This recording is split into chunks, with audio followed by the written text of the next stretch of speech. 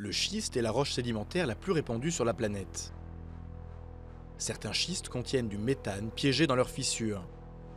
Les réserves mondiales exploitables de gaz de schiste représenteraient plus de 206 000 milliards de mètres cubes, soit un peu plus que les réserves prouvées de gaz conventionnel.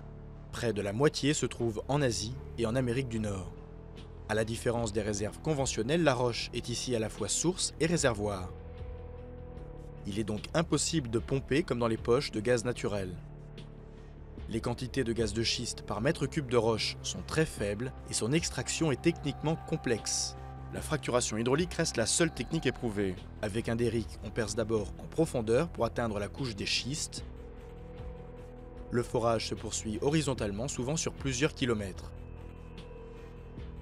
Ensuite, d'énormes quantités d'eau sont injectées, elles cassent les schistes, libérant le gaz. Cette technologie nécessite non seulement des millions de litres d'eau, mais aussi l'addition de nombreux produits chimiques. Si une moitié de l'eau peut être récupérée, l'autre moitié peut se diffuser jusqu'aux nappes phréatiques, risquant de polluer l'eau potable. Une autre source de pollution est constituée par les inévitables fuites de gaz au cours de l'extraction, le méthane contribuant beaucoup à l'effet de serre. De plus, certains forages se sont révélés être à l'origine de microséismes.